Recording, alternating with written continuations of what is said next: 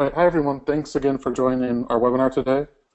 Today we have Research Rockstar, and they're going to be talking about how to create a stellar survey through brainstorming. And today we have on the line Catherine Korolstoff, and she is a lead instructor at Research Rockstar. She's a market research professional with over 25 years of experience, and Catherine has designed and executed more than 600 projects, both B2B and consumer, so you know that she really knows her stuff. Her current focus is on market research training and skill development, helping clients mitigate the risk through all phases of market research lifecycle through current methods, best practices, and foundational knowledge. My name is Dan Fleetwood. I'm president of Question Pro Communities here, and I'm going to be helping out moderating the session today. I'm excited to join you, and without further ado, I will pass it over to Catherine. But first, if you have questions, we're going to have time at the end for questions, so please feel free to use the questions on GoToWebinar, and I will be taking a look at those, and we will answer as many as we can as time will allow at the end of the webinar. So, Catherine, go ahead and take it away. Great. Thank you so much, Dan, and welcome everyone. I'm happy to have the opportunity to talk to you about a really important topic today, which is where many of us people who do a lot of survey research really live. How do we make sure our questionnaires are great? So I believe that it looks like my volume is good, so I think you folks can hear me okay, so I'm going to jump right in. So what we're going to do in this very short session is we're going to talk about how to facilitate a great brainstorming session that will really help you to create great questionnaire content. We want to make sure we identify the most important content, we get some prioritization, and we want to make sure that we do this in a way that's going to keep the participants engaged. That is, whoever your colleagues are, whatever your team is that's involved in designing a questionnaire, we want them to be part of the process. One of the things that many of us who've been in research for a long time know is that it's really important to get your whole team, whether you are working with internal clients or external clients, involved early on in the project. It really does maximize the chance that they'll use your research results at the end of the day. So that's what I really want to make sure is that you've got a process that will allow you to not only design a great questionnaire, but one that people will really be looking forward for the results when the project ends. So let's just start with a little bit of basic introduction about some of the jargon we use when we talk about brainstorming. So first of all, what is brainstorming? We've all heard the phrase, but there can be a bunch of different definitions. These are basically different definitions I found online in preparing for today's chat. Is it a process to help you break out of standard thinking patterns, or an exercise used to jumpstart a creative process? Some people might say that it's a method of problem solving, or a process for using unrestrained or spontaneous participation to generate ideas. So, which of these definitions do you feel is the right one? In my experience, it's really all of these things, and specifically in the context of working on questionnaire design, it's a process that we will use to generate a list of variables for possible inclusion in a well-planned questionnaire. And the reason why we need it, well, haven't we all been in meetings where we felt that we didn't participate as much as we could have? We didn't contribute fully our knowledge or our ideas. Sometimes it's because of fear. Indeed, there's a lot of research on meeting efficacy, and one of the things that often comes up in this research about meeting efficacy is people being afraid to participate fully. Maybe you are working on developing ideas for a questionnaire, but you're afraid that your ideas might be perceived as wrong or really too far out there, and you're going to be perceived as different by your colleagues and coworkers. Some people might be afraid that their ideas might be contradictory and that there could be repercussions, or perhaps even just feeling like you don't have permission to truly generate all of the possible ideas that you have. So brainstorming is something that we need in a lot of different kinds of meetings. And for meetings where we're working on hypotheses for questionnaire design especially. Now, I think we've all been in these situations. You're in a meeting to discuss questionnaire design, and it might even be a cross-functional group, right? There could be people from different departments or functional areas. Maybe there's people from a market research supplier or market research internal department. subject matter experts, people from sales, people from marketing. It can be a really dynamic group when we're kicking off a questionnaire design. And yet, even with all these great people, sometimes if we go through the process of identifying potential hypotheses for exploration or variables we want to include in the questionnaire, we can be hampered by a lot of things like just habits, the way these meetings are typically run. The thing I typically run into, though, conventional wisdom, right?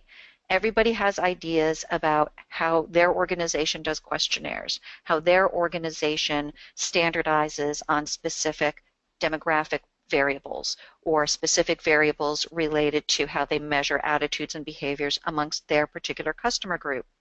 Now, there can be a lot of value in those things, but sometimes it's also good to challenge them, right? Because things change over time.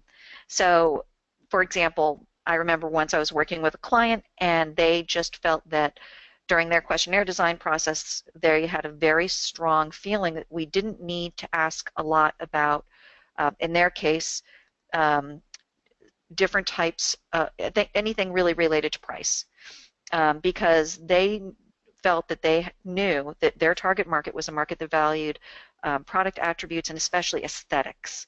So it was a home stereo type of product or home theater type of product, and they felt very strongly that their target market cared more about aesthetics than anything to do with price. The thing is, those things can change over time.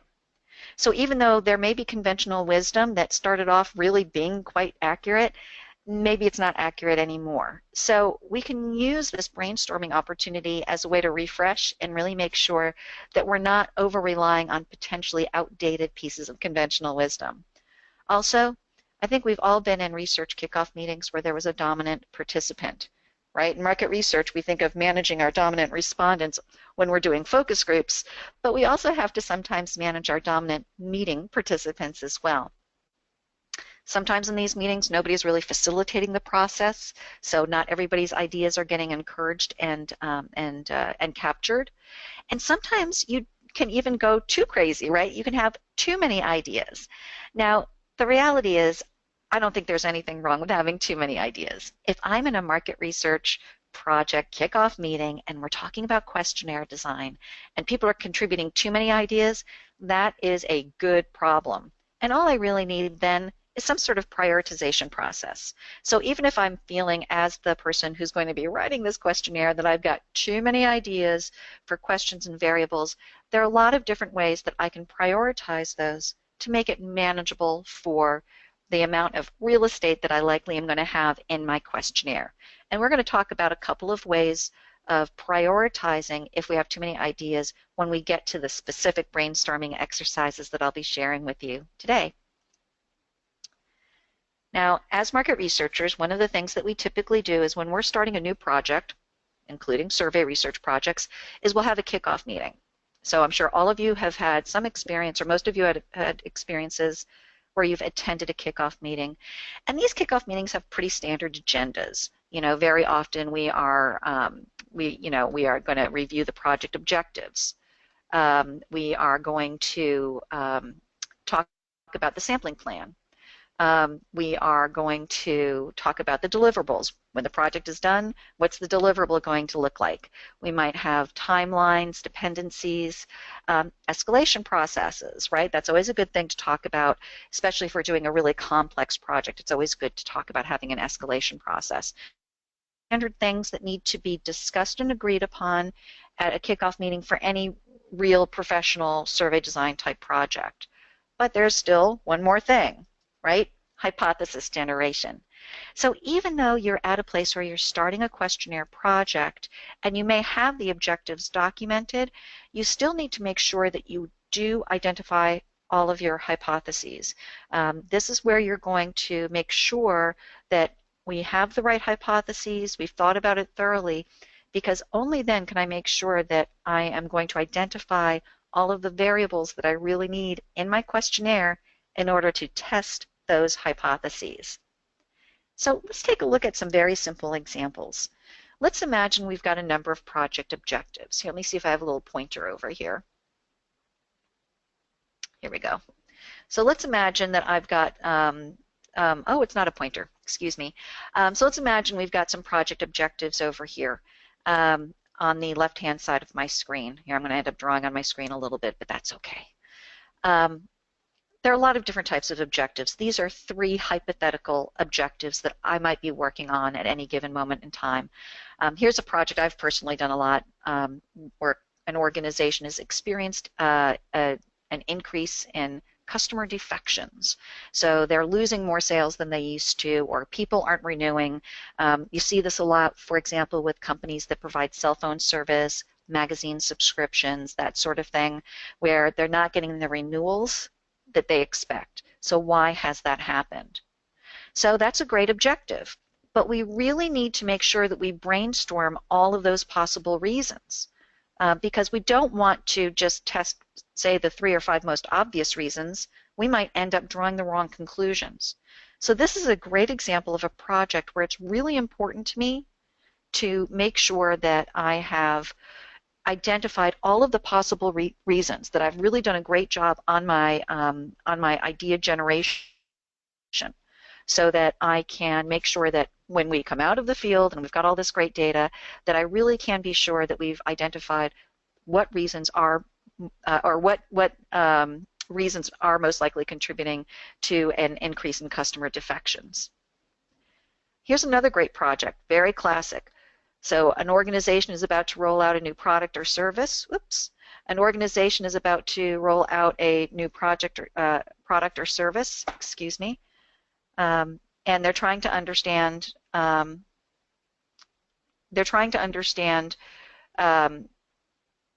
what kinds of marketing messages they need to have that are really going to resonate with those folks during when they're rolling out the new product or solution. And so that, again, is a case where there may be some obvious ideas about what marketing messages are going to work, but there also could be a lot less obvious ones that might even be contrary, but that could be important to test. So we want to make sure that we brainstorm a bunch of ideas about what those marketing messages are. We don't want to go too narrow. Or how about this last one? I've actually done this project for 2 different clients, although both of them, to be honest, were quite some time ago. But still, it's a really interesting thing. A lot of organizations these days still have print catalogs, even though they do a lot of their marketing online. You see that a lot in retail. So, important research question. If we discontinue our print catalog, how might sales change? Well, there's some obvious answers, right? Oh, sales might go down. Sales might go up. Sales might go down with specific demographic groups. Sales might have no change with other demographic groups. But I bet with a little brainstorming, we could easily come up with 10 or 20 additional ideas that may warrant inclusion in a questionnaire so that we understand everything. Because maybe some of this stuff is less obvious. Maybe it's not just about whether or not sales go down. Maybe it has to do with word of mouth. So yes, if I discontinue that catalog, maybe it's not going to have any impact on sales. However, maybe it's having an impact on word of mouth. So I want to make sure that I capture all of these potentially wonderful ideas. Now, I'm curious for you folks, if anybody here has ever had that experience where you've completed data collection. You've come out of the field, you've just done a survey of 5,000 consumers about, oh, I don't know, their favorite pizza toppings, whatever it is, and you realize, oh my gosh, forehead slap, I forgot to ask if they want organic pepperoni. Oh no, now you can't do all of the analysis because you don't have all the right variables. Your data analysis and your conclusions are going to be hampered. So unfortunately, even with the best of intentions, this can happen. But brainstorming, making sure you're harnessing all of the knowledge that your team has to generate as many ideas as possible, even though some of those ideas are not going to make it into the questionnaire, but still to get as many as possible to prioritize, that's really going to minimize that awful situation. We want to mitigate that risk of coming out of data collection and feeling like, oh, if I'd only asked that 1 or 2 other questions, I would have such more robust analysis. So that's what we're trying to avoid.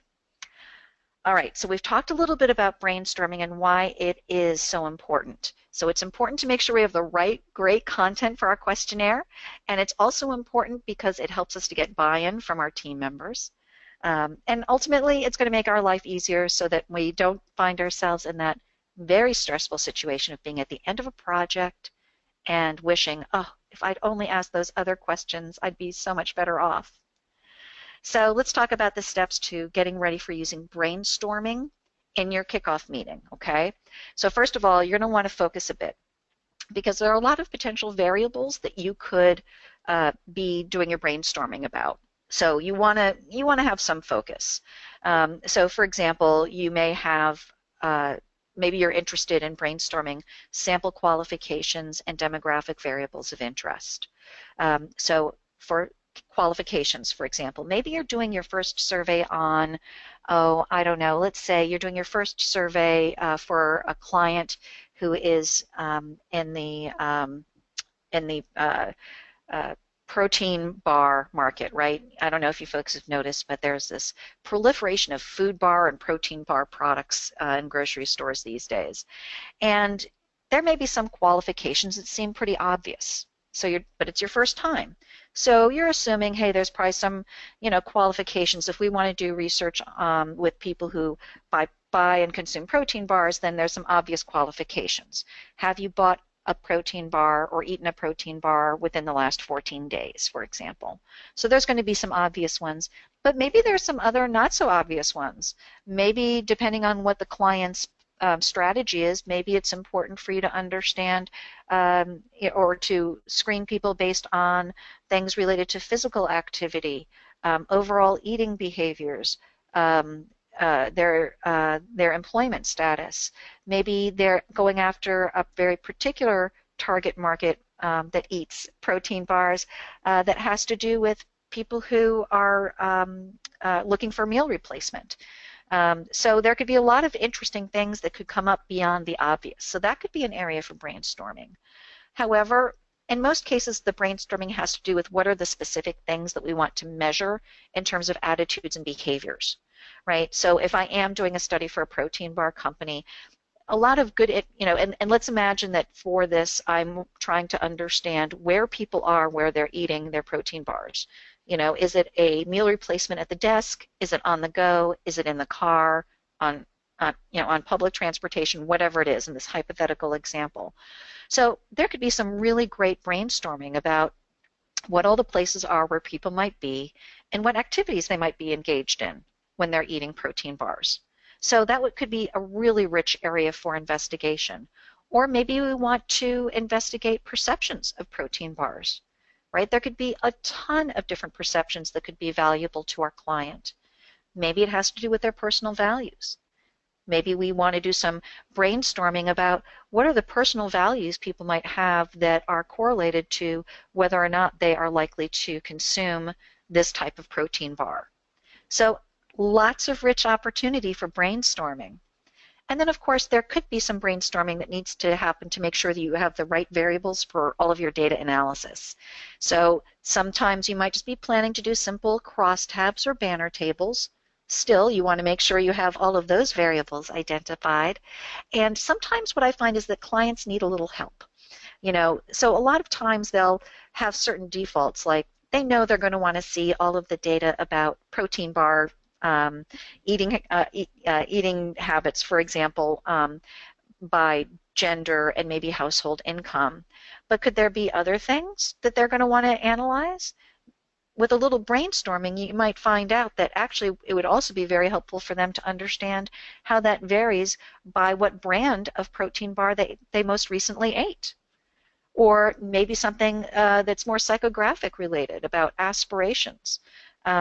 So there can be other things that we want to brainstorm about. So even with these brief examples, I think I've shown you that we could be brainstorming about a lot of things. So we're going to have to pick, one or two things because you don't want to have a 12-hour kickoff meeting, right? So we have to bound this somewhat. But think carefully. Depending on what your project is, it may make more sense to focus on one of these areas than another. Okay, so figure out what the brainstorming needs to be about. Step 2, plan your attendees and your venue. All right, this might sound really trite, but it's really important. Certain brainstorming activities work really well with different size groups. There are some brainstorming activities that work really great if you have 5 to 10 people, but they don't work well if you have 20 people. Today I'm giving you 2 brainstorming exercises, both of which I've used many times specifically for questionnaire planning. And one of the things I really like about both of these exercises is that they are easy to run either with individual participation or with teams. So what you'll see when I present these exercises to you is that there are certain parts of the exercises that you can either have people as individuals in the meeting conduct or break them into groups or teams and have teams work together. In general, I find that if you have more than 20 people, brainstorming can be tough, and I find that at that point you might want to consider either prioritizing who's going to be in that meeting or perhaps breaking it into separate sessions. It's very important to think about who's going to be participating in the brainstorming. Diversity is key. You're not going to get great brainstorming if everybody works in the marketing department. You're not going to get great brainstorming if everybody works in product development. And frankly, you're not going to get brainstorming if the only people in the meeting are market researchers.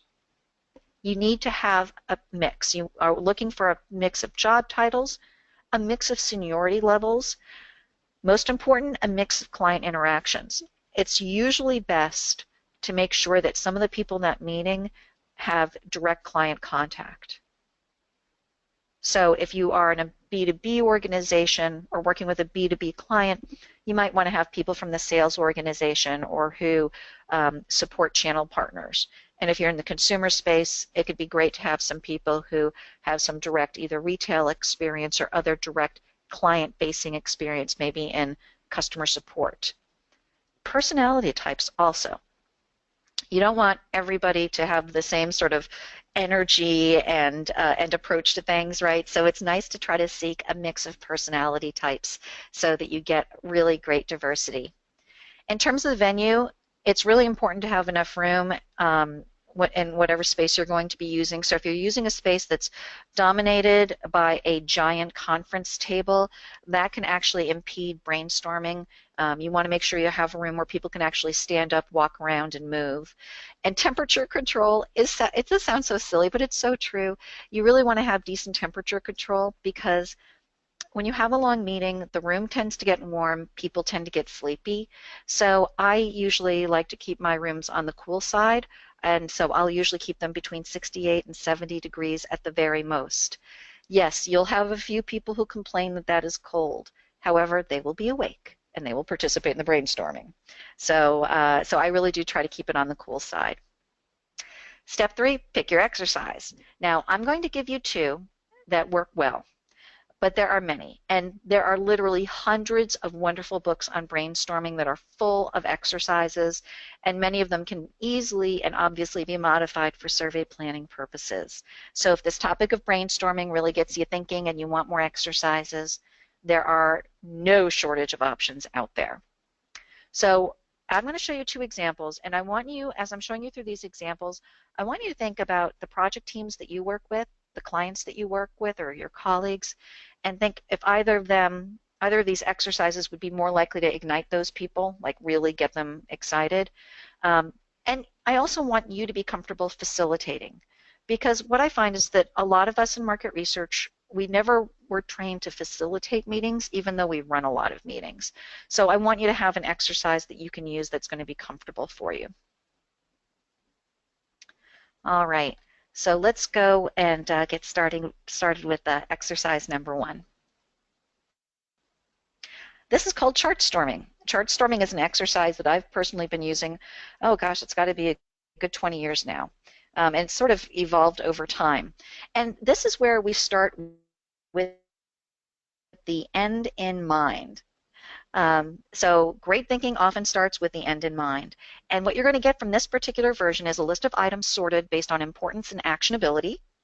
And the winners, that is, the things that we brainstorm that have been prioritized, absolutely should be used to craft questions or answer options or possibly scales.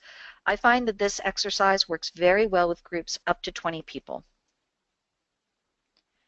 So imagine you're running a kickoff meeting and you're coming to the brainstorming section. Um, what I would like to do, unless it's a very small group of, say, 3 to 5 people, if I've got more than 5 people, I'm going to break them into teams. I usually like 3 or 4 people on a team, and each team is going to follow my instructions as follows. Their goal, we're going to say to them, imagine it's the end of the project, we've come out of data collection, we've written a report, and you only get 5 charts. That's it, 5 charts. What are they? Sketch them out. No points for artistic talent. Now, when you do this, when you give people this instruction, at first, if they've never done something like this before, it could take them a minute or two to get started. Don't panic. It can be really hard sometimes, but it's really important to just sort of wait, give them a chance to start sketching, and actually once they start going, they really get into it. They'll start sketching out pie charts and bar graphs and perceptual maps and quadrant analyses that they might like to have. And it's great. And if you are working with a larger group and they're working with a team, that those team members will kind of play off of each other. If you're working with a small group, just have them do it as an individual.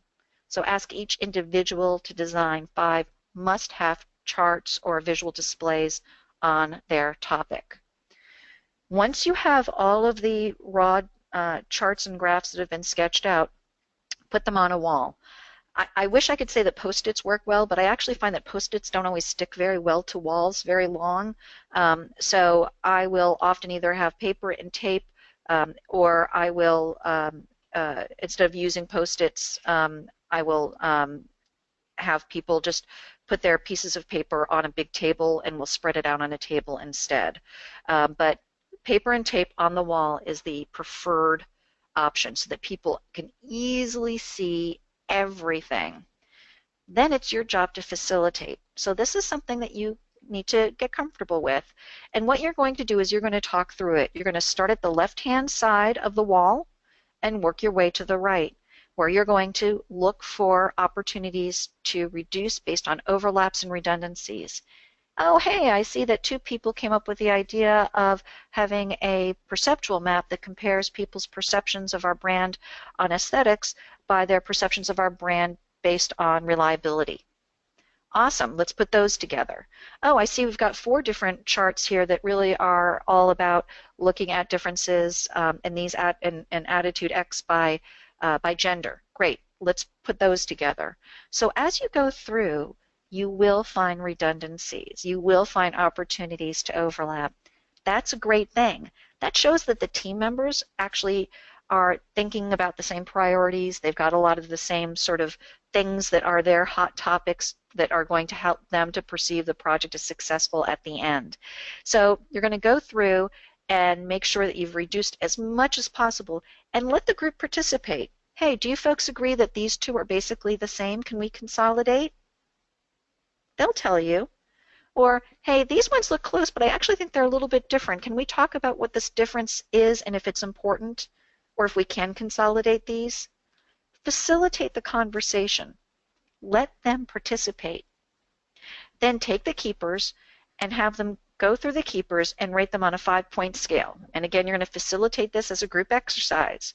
So you've got one of your keeper slides. Okay, let's take a look at this one. Let's rate it on a 5-point scale in terms of importance. Okay, we've decided that it's a 4.5 on a 5-point scale. What about actionability? And the funny thing here is that we'll often find a disconnect. That is, there are a lot of people who say, oh, shoot, you're right. It's really important to me, but actually I would never actually make a decision on it, so it's not actionable. Or I didn't realize this. I just always thought this was important, but the truth is I'll never be able to use that data. It's not going to help me to make a business decision.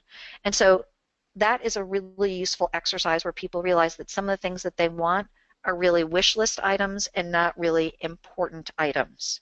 This is going to help us because, as you know, when we're doing questionnaire design, people tend to want to throw in the kitchen sink. But as soon as we say, is this item actionable, they will usually acknowledge, in fact, it's not. Once you've gone through, you can calculate the winners and sort them in order from high to low. So I just keep the math simple. I just add it. So if an item was a 4.5 on importance but only a 2 on actionability, it is now a 6.5. So I just keep the math simple, put them in order from high to low, and then I ask my participants, are there any surprises here? And you will get discussion. Again, that discussion is really important. Not only will that help you further with the prioritization, but it's going to help make sure that they're going to have buy-in to that questionnaire design at the end of the day. And then you've got your finalists. You've got the charts that are going to specify variables, which then get turned into questions and answer options for your survey. So that's a great exercise. Again, that's one I've been using for many years, and I find that people really enjoy that process of thinking visually. We all know different people think in different ways, but a lot of people do find that thinking visually helps to get them creative. Let's go to brainstorming exercise number 2. This is called opposites rule. And in this case, we're going to use contrasts to challenge conventional thinking. At the end of the project, or at the end of the exercise, you will have a list of items sorted by potential survey value. So here's our steps for the opposites rule. We are going to present some pre-planned hypotheses related to the topic. So maybe if we are doing protein bars, for example, and we've got some hypotheses about what types of customers are most likely to like our protein bars. What are their profiles? What are their attributes? What are their personas, if you like? And so we've got some hypotheses. Then what we do is we have them rewrite them as opposites. So if somebody says, well, one of my hypotheses is that people who are going to like these protein bars are people who are who do a lot of outdoor exercise. This is going to be, this is a product that we really are going to associate with the outdoor exercise market. Meal on the go while you're doing outdoor exercise. And so what we do then is we say, okay, now we're going to flip that. And maybe in that case it would be, our target market is somebody who does indoor exercise. And just by flipping their hypothesis, you're kind of tweaking the way they think. Now you're going to ask them, all right, now give me all the ideas. Let's get all the ideas about people who exercise indoors who are going to eat our protein bars. Now, there are a lot of different ways that we can do opposites. Another one could have been, maybe I ask, maybe they're trying to do customer satisfaction research and they have all these hypotheses about customer satisfaction. And so a typical exercise might be to say, okay, let's make a profile of people who love us. What are their experiences with us? What do they love about us? So my opposites version would be, let's make a profile of somebody who hates us. They think our company is awful. They think our products are the worst. They think our customer service is just awful, and have them do that. So again, just by framing it in the opposite as way that people are used to, you'll get them to think differently. This is another exercise that I find works really well with teams, but can be done with individuals instead. If you're having it done as a team or with individuals, you're going to give them about 10 minutes to come up with all of their ideas. And then you are going to have the ability to, once they've, worked as their teams or in individuals after 10 minutes, you're going to have each team present their top 5.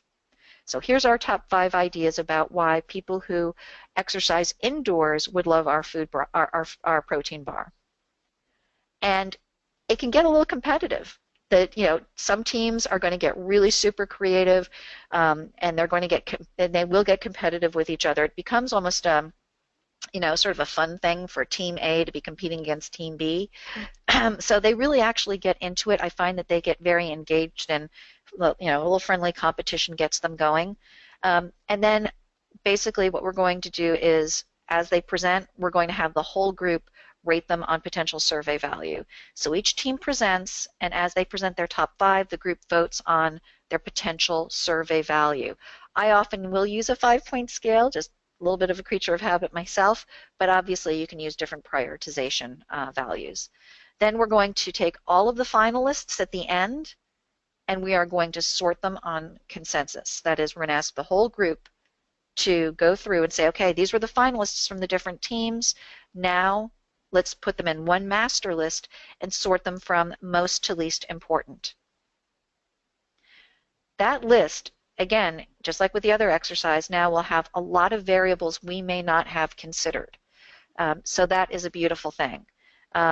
Maybe some of them aren't going to get used. That's fine. That's why we have to prioritize. But at least we've generated them. We didn't go into it thinking, you know, every variable is a variable that relates to outdoor exercise. Maybe when we did look at the people who exercise indoors as potential clients, even though we don't think that's our target market, maybe that generated some really cool variables that we wouldn't have otherwise had. So that's what we're looking for. So hypothetical market segmentation study, right? Market segmentation is a big investment for organizations. When we do this kind of research, it tends to be very high visibility, tends to be very high budget. And so let's say that in this case we've got a client who wants to create a market segmentation based on propensity to buy a product. It could be any product. It could be dining chairs. It could be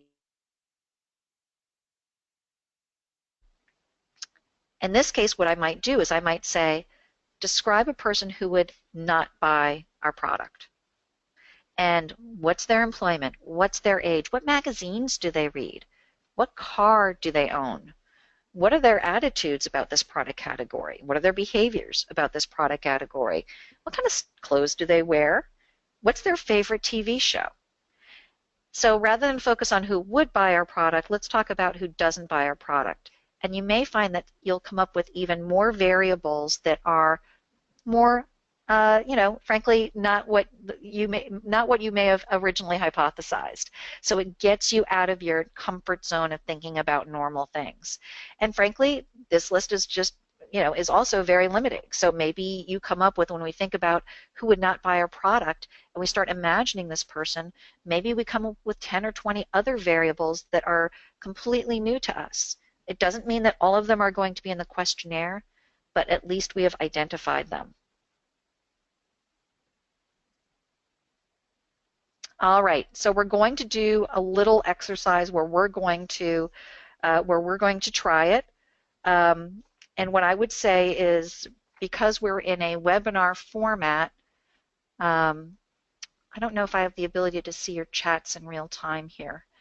It looks like I don't right now. That might be a function of the amount of time that we have together. So what I'm going to say is, if you were going to be doing this exercise that we were just talking about, I could absolutely say, and maybe think, you know, think as I'm going through it, if I were to say what would make somebody not buy this particular brand of, and I'll stick with the protein bars, what else might a person who really doesn't like protein bars look like? Why would they not buy protein bars, or specifically not buy our type of protein bars? For the sake of example, I might just focus here on people who just don't buy protein bars. And maybe I have some ideas, maybe after some brainstorming I come up with some really creative ideas about what their hobbies are. You know, people have these types of hobbies, they don't consume protein bars. Or maybe after some brainstorming, my team and I come up with an idea that people who don't buy protein bars have specific types of shopping behaviors. They don't buy protein bars, maybe it's because of where they go shopping or how they go shopping. So after some brainstorming, I might find that this short list that I have here actually ends up expanding to 20 different types of variables that we hadn't even thought of before. So I want to make sure that I harness everybody's creativity to generate as many ideas as possible about who doesn't buy protein bars. So let's talk about your experience facilitating. I know that facilitating brainstorming can be uncomfortable if you haven't done it before.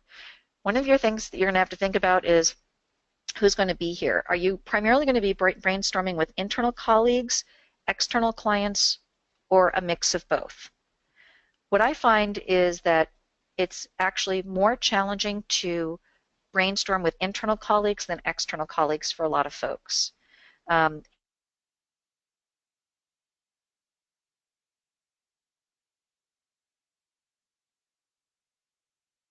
External clients, they're probably paying to have you facilitate, or they know that the facilitation is for, so they are really engaged. Whereas if you're working with a lot of internal people, sometimes that can actually be harder. So no matter what, you need to be prepared. But just as a heads up, if you're going to be facilitating brainstorming with internal colleagues, know that sometimes they can be the hardest ones to manage. This leads us to step 4, which is really just establishing the right environment. When you do have people participating in brainstorming, you want them to know you are participating in brainstorming. You want to make it clear that you are taking time and effort and that this is something that you are expecting to get value from. You don't want it to be too loosey-goosey because then they don't take it seriously. So I welcome them to the exercise. I do something to establish trust. If it's a group that I haven't that hasn't met each other before, I will have everybody go around the table and share something like, share your name and where you went to college, or share your name and what state you were born in. It's just something to look for some common connections, establish some trust with the group before we get started with something creative. I state the topic. What is it that this brainstorming is about? Then I make sure I write down all ideas. It's very important as the facilitator that if I'm prioritizing ideas or if they're putting them up on the wall, that I make sure that all ideas get captured, because somebody whose ideas are getting filtered out, they're going to stop participating. So I remind people, don't filter yourselves either. Variety is key. There are no wrong answers. Your facial and body language, your facial expressions and body language as the facilitator are important. Smile. I've seen this happen so many times where people get so stressed facilitating, they forget to smile. And it seems really silly, but it does have an impact on your participants. And finally, we want to make sure that we add a little bit of fun to it. So I'm going to give you some ideas for fun, but the bottom line is, as the facilitator, you need to facilitate. Don't rush it. Give yourself plenty of time, and don't let any one person dominate, including yourself. I actually was in a brainstorming meeting just recently where the facilitator over-facilitated. While people were sharing ideas, he was kind of filtering them out or pointing out redundancies or pointing out that maybe it wasn't such a great idea, and that just dampened everything. So yes, you're a facilitator, but you also don't want to be somebody who's too dominant. And we want to make sure that we're getting, hearing from everybody. That's a really important part. If you're feeling nervous, just plan ahead. If you're feeling really nervous and you don't feel like, even with writing everything out and having everything prepared, you're still not feeling confident, invite a colleague to co-facilitate with you. Having 2 facilitators is actually a really great thing. Often 2 facilitators can do a really great job, especially if you've got teams, because they can support the teams together. It really does help. You might have to remind people why we're doing the brainstorming, and that's part of your job as the facilitator. It's okay, to sort of remind people, what is it that we're brainstorming about? What's the task at hand? They're going to feel more comfortable that they know where they're going if you kind of give them reminders during the process. But add fun. Brainstorming is a creative process. Some things that work really well during brainstorming is, while the teams are working, give them little stress balls or Rubik's Cubes or other little hand toys. Sometimes facilitators will bring a sound machine so that they can give people like a 5-minute warning toward the end of the brainstorming part. 5 minutes until teams have to share their ideas and have a funny sound. Some people take out the conference table. I've never actually removed it from the room myself. I've also done things where I've had people pass around a foam ball, and that way it adds physical movement. The first time you do this, it's going to feel very awkward, but then you're going to love it. People actually get into passing or tossing a foam ball to each other while they're taking their turns. Another thing, ask them to role play. So I have done exercises where I've said to people, all right, Joe, while you're doing your idea generation, I want you to pretend you're Steve Jobs. Or Mary, I want you to pretend that you're Richard Branson. Or Jane, I want you to pretend that you're a 3-year-old. And get them to put on these personas, and it makes it a really fun way for them to generate ideas with a little bit of safety too, because now it's not just them, it's the persona that they've taken on. At the end of the brainstorming exercise, it's all about assessment. You're going to have to review all of those finalists and make sure that we are capturing variables in these ideas that people are going to be able to easily answer in a questionnaire, that they'll be willing to answer, right? Because we don't want to ask anything that's going to be offensive or intrusive.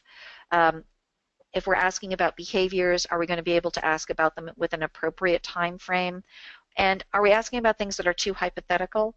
That could be a good way to prioritize and make sure that the items are suitable for questionnaire inclusion as well. All right, I know that was really fast. I know I went through a lot of content here, but I hope that everybody feels inspired that they can indeed facilitate brainstorming to generate great content for your questionnaires. And at this point, I am happy and eager to answer any and all questions. Well, great, thank you, Catherine. That was really interesting. I learned some techniques that I'm going to put to use as well, so I thought that was interesting. Excellent. Yeah, Excellent. I think it's easy to say brainstorming and not really define it right. Like everyone wants to brainstorm, but actually putting steps around it, I think really helps out. So thank you for doing that. Excellent. We do have a few questions. Jennifer asks, I think this is going back to one of the brainstorming techniques, is how do you ensure that the end in mind doesn't bias your brainstorming leadership? Oh, that's a really excellent question. So I guess I would say that there's always a higher level end in mind. So maybe it's just making sure that we're not saying, it's all going to be in that case and how you frame it. So if I'm working on a market segmentation study, at the end that I have in mind is that my client is looking probably for a segmentation model that maybe they've told us that is based on finding segments that vary based on their propensity to be price insensitive. Maybe my client is really, they really want a model where some segments are going to be less price sensitive or more price sensitive. So yeah, that's keeping things with the end in mind, but I think it's framing it without it being too, in that case, I think it's because we're going to likely have some segments that are price sensitive and some that aren't. I don't think that's going to sway us too much. But I appreciate Jennifer's point that, when you tell them what the goal is, it's going to be important to frame it in a way where there is room for brainstorming and you're not keeping it too narrow. It's a great point. Okay, no, I think that's good. There's another question that, excuse me, came in from Gretchen, and it kind of goes back to, I think, when a client might hire you and you're kind of positioned as the expert. But how, when you come into the brainstorming session, how can you position yourself as the expert, but also, I think it's a delicate situation, right? When you're coming in as the expert, but then you're suggesting a brainstorming session. Is there a way that you can kind of like toe that line? Or oh, yeah, that is a great question, and I really appreciate Gretchen's concern about this. But what I actually find is, and I have literally done conservatively at least 600 projects with clients, so I've got, I've done a ton of kickoff meetings. I actually find that clients like it when I try to harness their internal knowledge, when I try to harness their internal subject matter experts. And if you think about it, it's something that they're really used to from working with, especially if it's a client who's from a really big company. If you hire a management consulting company to do $1 million management consulting project, the first thing they do is they come in and interview all of your executives, right? They don't just come up with the ideas themselves or with the problems that they think are important to address themselves. They look to harness the internal knowledge, and that's just what we're doing too. We want to make sure that we really harness the internal knowledge, and frankly, it's also important to let them know, especially if you have a primary client there, that one of the reasons why you want them to participate in the brainstorming is not just to make sure that we truly leverage all existing internal knowledge, but we want to make sure that their colleagues will have buy-in to the research results when we come back with the final report. And we all know from experience that when you come out with the final report and people object to it, that is, they don't find it credible, one of the things that they first point to is the questionnaire design. You must have asked the wrong questions. You must have asked the questions in a leading way. You must not have offered the right answer options. It's one of the first things, especially if you're delivering research results that make people uncomfortable, like your new product idea is awful, which is basically telling somebody their baby is ugly, right? Nobody wants to be told their baby is ugly. So if you do a study and you basically say, hey, this product is not going to, is going to have just a ton of sales objections, the first thing people are going to do is say, your questionnaire design must have been bad. And so if they participated in the questionnaire design process, I'm significantly mitigating that risk. Oh, that's a good point. Great. I think, yeah, that brings up a really good point. Another question here from kind of switching bases a little bit from Rachel is she was wondering if you've ever conducted a virtual brainstorming session. She has a large portion of her team that are remote workers, kind of a distributed team. And if you have, or either I guess have or haven't, would you recommend it or have any advice for that? I have done that. Not nearly as often as I've done in-person ones, but I will tell you that I personally find it more challenging. I wish I could say that with all these wonderful web conferencing tools that we have these days that it was just like being in the room together, but I actually find it more challenging. But it can be done, and it's certainly better than not doing it.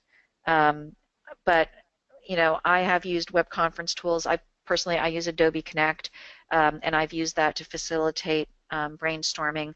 A couple of times I've had situations where there were teams in different locations, like the team in London, the team in India, and the team in Boston.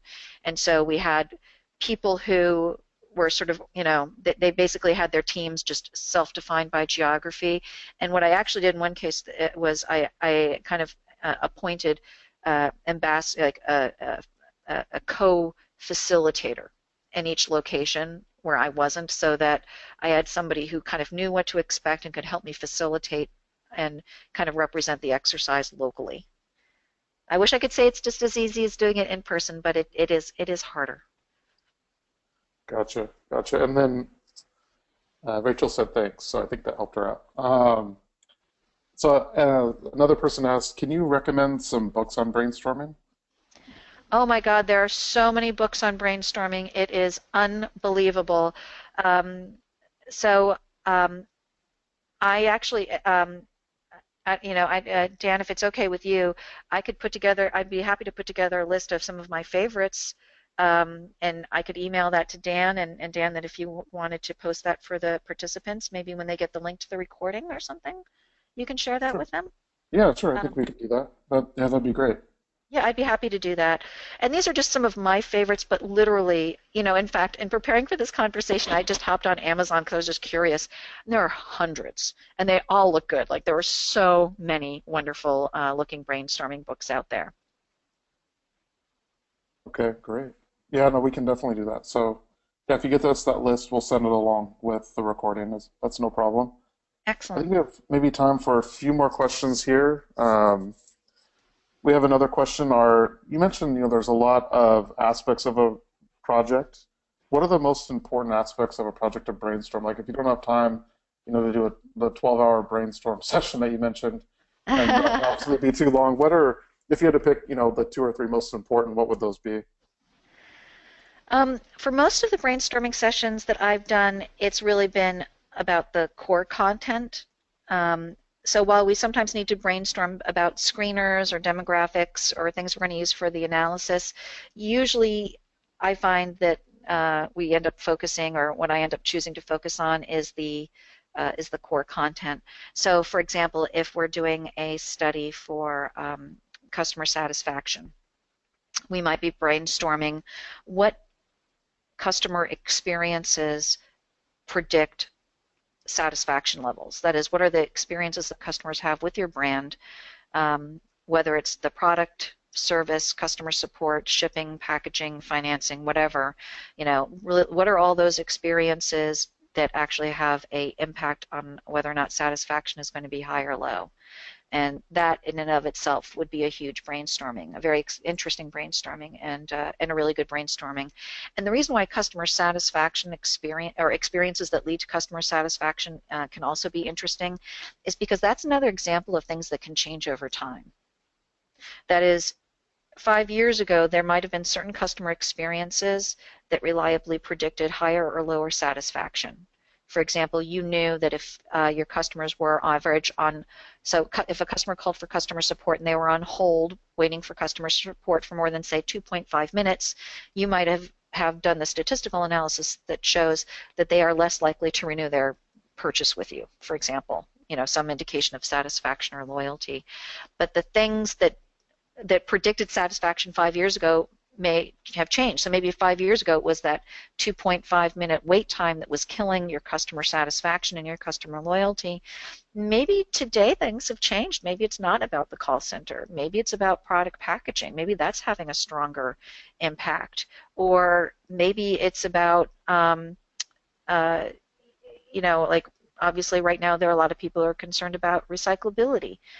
So is there something, that wasn't even on the radar screen as a major predictor of satisfaction 5 years ago that would come up today if we were doing brainstorming today? So it's going to vary by the project scope, but hopefully that was a good example.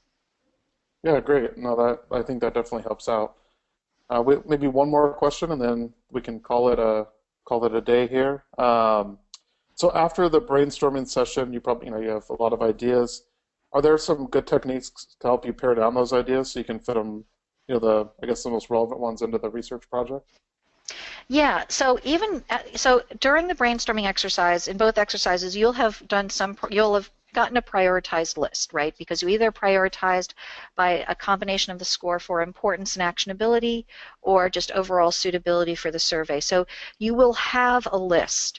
So one of the things that you're going to have to do is and this is something that I really feel is like part of the researcher's job, is one of the things I have to do is I have to look at that list and I have to say which of these things are likely to have a lot of variability in them. Now, I know this can sound harsh, but very rarely is your data analysis going to be interesting if every item that you ask about, most people are, like, let's say if it's a rating, you've got a lot of rating scales, 1 to 5. If every item, most people are a 4 or 5, that's not going to give you very interesting data.